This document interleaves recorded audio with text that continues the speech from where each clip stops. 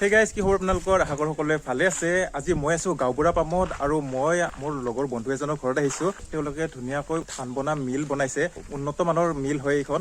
তো এইখনে হৈছে ভৰত ৰাইচ মিল। তো মই এওঁলোকৰ ঘৰত আহিছো আৰু ইফালে আছে হৰজিত আৰু ইফালে খুৰা আছে। তো খুৰাৰ নাম হৈছে সনাতন কলিতা। তো এখেতে এই মিলখন বনাইছে। তো উন্নত মানৰ বনাইছে, ভিতৰত উন্নত মানৰ মেচিন আছে ইয়াৰ ভিতৰত। তো খুৰা কেতিয়াৰ পৰা এই মিলটো বনাইছে আপোনালোকে? মই মিলটো বনাইছোঁ আগৰ পৰা, কিন্তু প্ৰথম ষ্টাৰ্ট দিলোঁ যোৱা ডিচেম্বৰৰ 17 তাৰিখে। আচ্ছা। মই তাৰে আগতে ৰেলত চাকৰি কৰি আছিলোঁ। ছেপ্টেম্বৰ মাহত ৰিটায়াৰ হ'লোঁ। ৰিটায়াৰ ভাবিলোঁ কি কৰা যাব, ল'ৰাজনো আছে, আজিকালি চাকৰিৰ কাৰণে দিগদাৰ। গতিকে এজন ল'ৰা সেও এইটো কৰা, মই লাগি থাকোঁ, এইভাবে এটা বিজনেছত হাত দিলোঁ। কিন্তু গতিকে সেই মৰ্মে চলি আছোঁ। ইয়াত উৎকৃষ্ট ধৰণৰ চাউল পোৱা যায়। মোটামুটি 6-7 কিলোমিটাৰ দূৰৰ পৰা মানুহ আহি যায় ইয়াত। দেখিছে এতিয়া অলপতে গুচি গ'ল, আহি আছে, যাই আছে।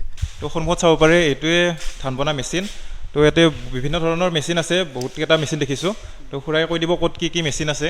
প্ৰথমতে ধানটো লৈ আহিম, আমি ইয়াত জুখি ল'ম। আচ্ছা। ওজন আছে সেই হিচাপত আমি হিচাপ কৰি ধানটো ইয়াত মই দি দিম। আচ্ছা, ইয়াতে ঢালি দিব নেকি? ঢালি দিম। ইয়াত ঢালি দিয়াৰ পিছত এইটো মেচিনৰ দ্বাৰা ওপৰত যাব। ইয়াৰ ভিতৰত চেইন আছে, চেইন চিষ্টেম। সেইটো গৈ আকৌ তাত পেলাই দিব ধানটো। অঁ আচ্ছা। এই বাতিবিলাক আচ্ছা, মানে ধানবিলাকে বাতি দি গৈ থাকে। এইটো ধানটো তলৰ পৰা চাউল, ধানটো তাত এনেকৈ গৈছে, এনেকৈ চাউলটো লৈ আহিব, আহি ওপৰত পেলাই দিব।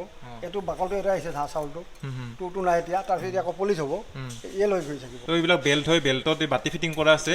এই বাতি দি ধানবিলাক ওপৰত গৈ থাকে। ইয়াতে ঢালি দিম, ঢালি দিয়া বেছি ইয়াতো বাতি আছে।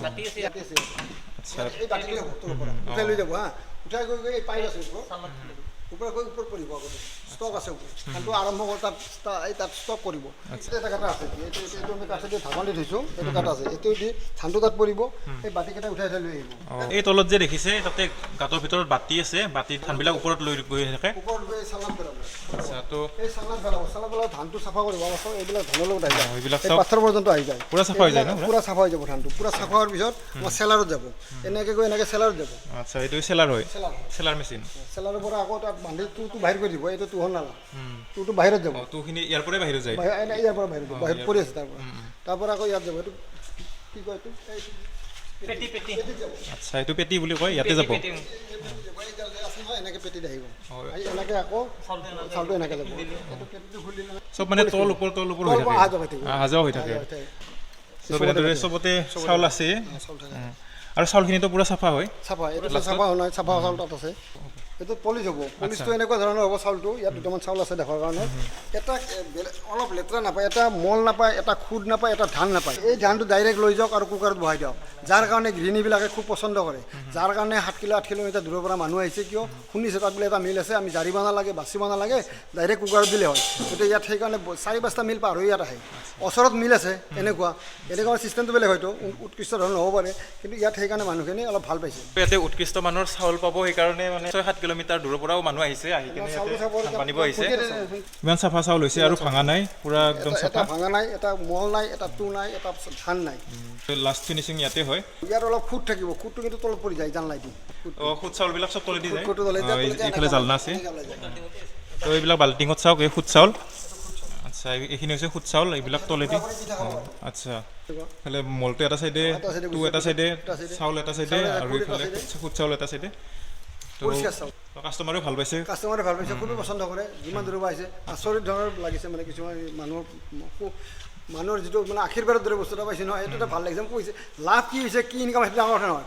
মানুহ কিছুমান বিশেষ কৰি গৃহিণীবিলাকৰ আজিকালি মানে দেখিছে, সিহঁতৰ কাম কৰা সময় নাই।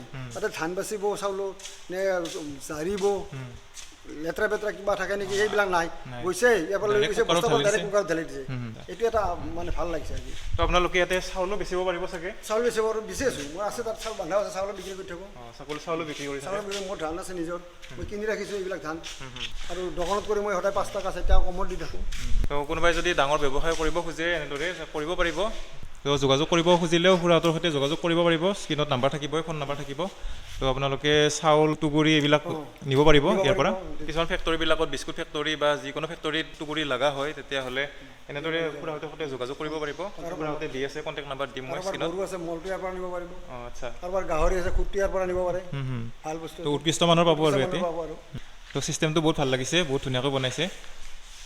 তো যিমান খৰচ হৈছে সিমান প্ৰফিট হ'ব এটা সময়ত সেইটো প্ৰফিট সেইটো মোৰ জীৱন হয় নে নহয় নাজানো কিন্তু মই হেপী কৰি ভাল লাগিছে আৰু পইচাটো যাব ক'ৰবাত আজি আছে কালি নাই ৰিটায়াৰ্ড হৈছোঁ পইচা পাইছিলোঁ কি কৰিম জমা কৰি থ'ম পেঞ্চন পাম পেঞ্চনটো পাই আছোঁ প্লাছ সেই পইচা ইণ্টাৰেষ্ট পাম ল'ৰাই বজাৰ কৰিব খাব এইটো জীৱন নহয় কষ্ট কৰা তুমি এতিয়া কষ্ট কৰিব লাগিব ক'তো ঘোচ দিয়া নাই ক'তো মই মানে লোন লোৱা নাই নিজৰ পইচা দি কৰিছোঁ ল'ৰা কৈছোঁ তোমাৰ চাকৰিত নালাগে এইটো তুমি কৰি চলি থাকা মোৰ পেঞ্চন চলি থাকোঁ সুন্দৰভাৱে মই আকৌ এসময়ত বহুত ঘূৰি ফুৰিছিলোঁ এতিয়া মই ৰাতিপুৱা মৰ্ণিং ৱাকত গেটৰ বাহিৰ হ'ম আৰু দিনটো মই বাহিৰ নলাম দুজন ইয়াতে ব্যস্ত হৈ থাকে দিনটো আনকি মানুহৰ আলহী ঘৰত যাবৰো সময় নাই আমাৰ বিয়া খাবলৈ সময় নাই এনেকুৱা ধৰণৰ ব্যস্ত হৈ আছোঁ তো পৰিয়ালৰ সকলো সদস্যই ইয়াতে জড়িত হৈ আছে সকলোৱে ব্যস্ত হৈ আছে আৰু এই পাইপটো কিয় ৰাখিছে এইটো আচলতে মই যেতিয়া বেছি ধান মাৰিম যে বিজনেছমেনে ধান লৈ আহিছে বহুত মাৰি দিব লাগে তেতিয়া মোৰ ধানটো ইয়াত আহিব পৰি থাকিব ইয়াৰ পৰা উঠাই থাকিম আৰু যেতিয়া হয়তো 5 মান 10 মানকৈ আনি আছে মানুহে তেতিয়া মোৰ কাটি পেলাব ইয়াত এখন চিষ্টেম আছে লগাই দিম চিষ্টেমটো ইয়াত ধাপ ধান পৰি চাউল পৰি থাকিব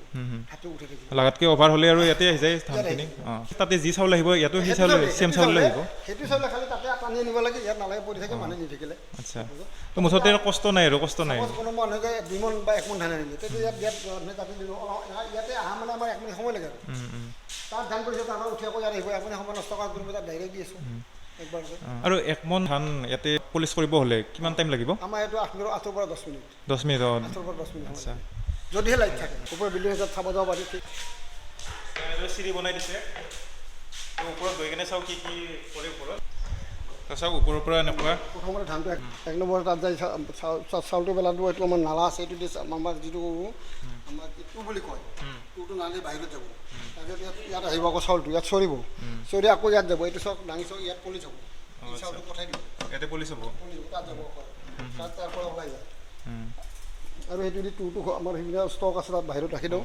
তাৰপিছত এইটো হৈছে ৰং গুড়াৰ কাৰণে আচ্ছা ৰং গুড়াৰ কাৰণে ইয়াত কিছু ৰং গুড়া ইয়াত কোনো ভেজাল নাই 1 কেজি যদি মাৰোঁ আমি 1 কেজি 10 গ্ৰামহে কম পাম এনেকুৱা ধৰণে এইটো বনোৱা হৈছে কমপ্লিট 100% ফাইন গুড়াটো সেইটোৰ পিছত আমাৰ এইটো হ'ল এইটো গুড়া কৰিম চাউলৰ পৰা গুড়া কৰিব পাৰি আপুনি ধৰক কিছুমানে কচু আনে শুকাই কচুটো গুড়া কৰিব পাৰে দালিটো বাকাল চেলাব পাৰে এনেকৈ বহুত ধৰণৰ কাম কৰা যায় এইটো আচ্ছা সেইটোৰ পিছত এখন পেনেল তাত আমাৰ 400 ভোল্টেজ লাগে সদায় 400 ভোল্টেজ লাগিব এইটো মেইন চুইচ এইটো যদি এবাৰ দিওঁ নহয় তাতে আমাৰ 50 টকা বিল উঠি যায় যদি 1 মন ধানৰ আমি 50 টকা যদি এনেকৈ দুবাৰ লাইন যায় মোৰ লছ হৈ যায় সেইকাৰণে আমি বেছি পৰিমাণে উন্নতি কৰিব নোৱাৰোঁ আৰু লাইটটোৰ কাৰণে যদি লাইটটোৰ কাৰণে বিজনেছ ভাল লাইটটোৰ কাৰণে আমি বহুত সদায় মাৰ খাওঁ ডেইলি এই লাইটটো গৈছে আধা ঘণ্টা তাৰপিছত আৰু 20 মিনিট পলমাইছে নাই আকৌ ফোন কৰি আকৌ নাই সেইকাৰণে আমি বহুত মাৰ খাই আছোঁ অসমত ইণ্ডাষ্ট্ৰীবিলাকে উন্নতি নকৰাৰ কাৰণে এই এটা তো লাইনৰ কাৰণে অলপমান প্ৰব্লেম হৈছে লাইনৰ কাৰণে সাংঘাতিক প্ৰব্লেম আমাৰ কাৰেণ্টৰ সাংঘাতিক প্ৰব্লেম এইটো কাৰণে মাৰ খাই আছোঁ ধান চান কিনি লৈছোঁ মোৰ ধান থাকে পাব্লিকে ধান থৈ গৈছে তাৰ কোনটো আমাৰ নাম লিখা থাকে বহীত নাম্বাৰ দিয়া থাকে এনেকৈ লৈ গৈ থাকিব খুৰাই ৰেলৱেত মই চাকৰি কৰিছোঁ ৰিটায়াৰ পাৰ্চন হয় তেখেতে ৰিটায়াৰ হোৱাৰ পিছত এনেদৰে ঘৰতে বহি নাথাকি ব্যৱসায় কৰিম বুলি ভাবিছে নিজে ব্যৱহাৰ কৰোঁ প্লাছ মোৰ ল'ৰাজন থাকে ল'ৰাজনে চাকৰিৰ কাৰণে প্ৰব্লেম গতিকে এইটো কৰি থাকক ঘৰতে কৰক তাক সংস্থান নহ'লে তাৰ লগতে আৰু 2জন সংস্থান পাইছে ইয়াত তো ঘৰৰ কোনোবাই যদি এনেকুৱা খুলিব খোজে ধান বনা মেচিন খুলিব খোজে কিমান মান খৰচ পৰিব এনেইতো আচলতে কমতো হয় কিন্তু মোৰ মোটামুটি 35 লাখ পৰি গ'ল কিয় পৰি গ'ল ঘৰটো দেখিছে বহুত ডাঙৰ 60x60 প্লাছ সিপিনে এটা ষ্ট'ৰ আছে ৰখাৰ কাৰণে ইয়াত যিবিলাক পকা কৰিছোঁ ইয়াত মই শিলে ইটা দি কৰা পাথৰ দি গৈছোঁ পাথৰৰ দাম বেছি পৰে এইবিলাক মই কাঠ দিলে কম খৰচ পৰিল হয় মই লোহা দিছোঁ গতিকে এনেকৈ লগ লাগি ঘৰে হয়তো 35 লাখমান পৰি গ'ল মেচিন আছে চব কিন্তু মই লোন লোৱা নাই নিজাকে খৰচ কৰিছে আৰু নিজাকে খৰচ কৰিছোঁ নিজাকে খৰচ কৰাৰ কাৰণে অলপমান বেছি পৰিছে অলপ বেছি পৰিছে তো আপুনি কৰ্মচাৰী কিমানজনমান ৰাখিছে কৰ্মচাৰী নাই একজন যদিও আমি 2জনে লাগি থাকোঁ এইটো কৰ্মচাৰী সুভাষ দাস খুব ভাল মেকানিক ভাল ড্ৰাইভাৰ মিলৰ কাৰণে খুব সুন্দৰ হাতখনো ভাল আৰু যিকোনো কাষ্টমাৰ আহিলে গ্ৰাহক আহিলে সুখী হয় লগে লগে এইবিলাক আহিবতো ভাল পাইছোঁ সেইটা মই হয় সেইটো নাথাকিলে চলাই দিব পাৰে এনেকুৱা আমি থাকি থাকোঁ সদায় আগৰ ধান বনা মেচিনবিলাক বহুত কষ্ট আছিল কিন্তু এইটো কেনেকুৱা পাইছে কষ্ট নাই এতিয়া ভালে আগত 2বাৰ 3বাৰ এতিয়া একবাৰ দিলে হয় এতিয়া আৰু তলত ঢালি দিলে হৈ যায় তলত ঢালি দিলে বাগৰি বাগৰি গুচি যায় লেডিছে চলাব পাৰে একচুৱেলি ক'ব গ'লে এইটো ব্যৱসায় লেডিছেও কৰিব পাৰিব চলে ভাল লাগে মেচিনটো বেয়া নহয় কষ্ট নাই অলপ কষ্ট নাই হৈছোঁ আৰু এইফালে হৰজিতৰ মা আছে তো খুৰী তো আপোনাৰ ল'ৰাক আপোনালোকে ধুনীয়া এটা উদ্যোগ খুলি দিছে ভালে লাগিছে আজিকালি ল'ৰা ছোৱালী বাহিৰত গ'লে কেনে অসুবিধা এতিয়া চকুৰ আগতে আছে এইটো কামত নিজেও অলপ লাগি দিছোঁ যদি বজাৰত যায় ময়ে চাই দিব পাৰোঁ যদি বাহিৰত থাকিলোঁ মই চব সুবিধা নেদেখিলোঁ হৈ মনতে কষ্ট পাইও থাকিলোঁ আৰু ইয়াতে ধুনীয়াকৈ লিখিও দিছে ভাল লাগিছে পবিত্ৰ হৃদয় যাৰ ভগৱান সহায় তাৰ তো এনেদৰে লিখি দিছে ভাল লাগিছে এইবিলাক আপোনাৰ ব্যৱহাৰে আপোনাৰ পৰিচয় তো আৰু ইফালেও আছে সত্যম শিৱম সুন্দৰম আৰু আপোনালোকৰ মিস্ত্ৰী ক'ৰ পৰা আহিছে এইবিলাক যে বনাইছে এইটো মংগলীৰ মিস্ত্ৰী সিহঁতে ইয়াতে এমাহ লাগিছে মোটামুটি কাঠৰ পৰা চবখিনি সিহঁতে বনাই দিছে সেইটো ঠিকা দিছিলোঁ 1,60,000 আচ্ছা সেইমতে সিহঁতে কণ্টিনিউ আমাৰ ইয়াতে খাইছে কৰিছে থাকি ৰাতি আছে কমপ্লিট কৰি দি চলাই তলাই দি দেখাই গৈছে তো 1,60,000 তেওঁলোকে গোটেইখিনি কামেই কৰি দিয়ে আচ্ছা মেচিন চেচিন চব বহাই দিছে কাঠৰ কাম সিহঁতে চব কৰিছে কেনেকৈ কৰি লাগে এক্সপাৰ্ট সিহঁতে অল অভাৰ আছাম ঘূৰি ফুৰে প্লাছ তেওঁলোকক খালি যোগাৰখিনি আনি দিব লাগে সিহঁতে কমতে জগৰ আনি দি আছোঁ সিহঁতে নট অনলি আছাম অকল অসমতে নহয় বাহিৰতো যায় বাংলাদেশ পৰ্যন্ত যায় মোক ইয়াতে চাপ'জ মই এতিয়া পাব্লিক ধান মাৰি আছোঁ এইটো পাব্লিক ধান এইবিলাক এজন মানুহ 5 মান কোনোবাই 2 মান কোনোবাই 10 মান আনিছে কিন্তু এতিয়া মই বেপাৰীৰ বিজনেছমেনৰ লগত আলোচনা কৰিছোঁ সিহঁতে ইয়াত ধানটো কিনি লৈ আহিব ট্ৰাকেদি আকৌ মাৰি লৈ সিহঁতে চাউলটো বিক্ৰী কৰিব পাৰ ডে কিমান প্ৰফিট পাৰ ডে মই কৈছোঁ এতিয়া বৰ্তমান ভাল ছিজন হয় গতিকে আমাৰ 2,000-2,500 কেতিয়াবা 3,000 আহি থাকে আৰু ছিজন লৈ যেনে ধৰক আমাৰ ডিচেম্বৰ মাহত বিহুৰ সময়ত ধান কাটাৰ পিছত তেতিয়া মই যোৱা মাহত মই যেতিয়া আৰম্ভ দিছিলোঁ 17 ডিচেম্বৰত তেতিয়াৰ পৰা বিহুৰ আগলৈকে মোৰ 73,000 আহিছিল 20 দিনত গতিকে এতিয়া আমি চিন্তা কৰোঁ যদি মই বেপাৰীৰ লগত মাথা মাৰি আছোঁ আলোচনা কৰি আছোঁ বেপাৰ আহিম বুলি কৈ আছে যদি সিহঁত আহে আমাৰ পাৰ ডে 5-6 হাজাৰ টকা থাকি যাব প্লাছ আমাৰ টুটো বিক্ৰী হয় 100 টকা এক্সট্ৰা সেইটো মোৰ নিজা হ'ল প্লাছ মলখিনি বিক্ৰী কৰা যায় তেনেকৈ মোটামুটি সেই বেপাৰী মানে আমাৰ 7,000 টকা আহি যাব লাগে ডেইলি আৰু ইফালে আছে টু আৰু ভিতৰৰ টুখিনি চব ইফালেদি আহে আৰু বাহিৰত নাযায় চব ভিতৰতে থাকে টুখিনি এনেকৈ মেক্সিমাম মিলত দেখিব এনেকৈ টু নাৰাখে বেছিভাগ বাহিৰৰ পৰি থাকে টিকটি যায় কিবা হৈ যায় মই এইটো ইমান ধুনীয়াকৈ সংৰক্ষণ কৰিছোঁ নহয় সুন্দৰভাৱে বহুত টু ধৰি যায় ইয়াত মোটামুটি 2 ট্ৰাক হৈ যাব আৰু টুবিলাক ক'ত যায় আপোনালোকৰ এইবিলাক মই ৰঙিয়া নলবাৰী টিহুটো ইণ্ডাষ্ট্ৰি আছে তেনেকুৱা প্লাছ আমাৰ যিবিলাক মুৰ্গী ফাৰ্ম কৰে সিহঁতো লৈ গৈ থাকে এনেকৈ আজি কিছুদিন আজি হয়তো 4-5 দিনমান ইয়াত এটাৰ কাৰণে জমা হৈছে আকৌ সিহঁতে আহিব ফোন কৰিছে হ'লে আকৌ ভৰাই লৈ যাব কিন্তু বহুত মেক্সিমাম মিলত মই দেখিছোঁ এইবিলাকতো এনেকৈ ঘৰ বনাই নাৰাখে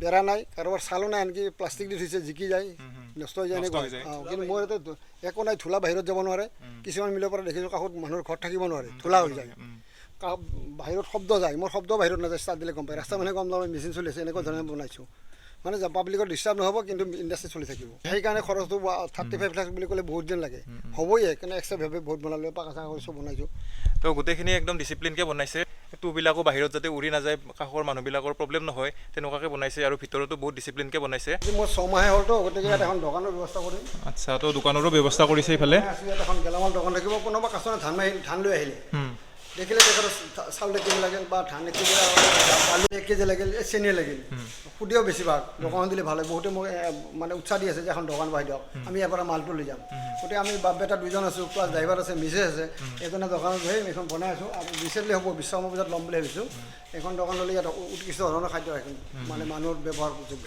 গুদাম ঘৰো বনাইছে ইয়াতে কি চাউল তাউল থ'ব নেকি ইয়াত চাউল থ'ম ধান থ'ম আনিলে এই যে বেপাৰী মানে ধান ল'ব নহয় তাকেতো লৈ আহিব ইয়াত ৰাখি থ'ম ইয়াৰ পৰা নি থাকিম গৈ থাকিম বান্ধি থাকিম সিহঁতক বাহিৰ কৰি থাকিম এনেকৈ দৰজা আছে তো বহুত ডাঙৰকৈ বনাইছে ভালে লাগিছে চিষ্টেমখিনি নতুন গতিকে চিষ্টেমত গৈ আছে আজি 6 মাহে হ'ল না মুঠতে 8 মাহ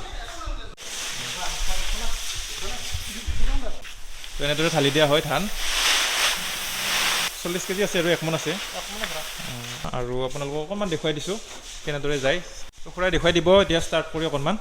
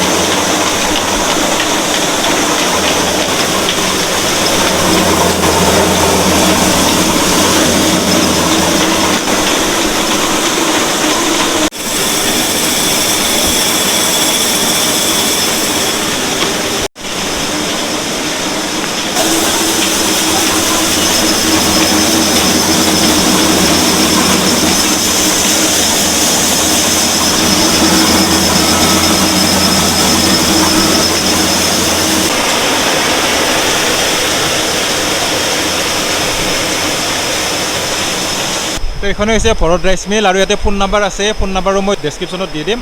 তো খুৰাৰ দেউতাকৰ নাম হৈছে ভৰত কলিতা, তো তেখেতৰ নামতে এই ৰাইচ মিলটো বনাইছে।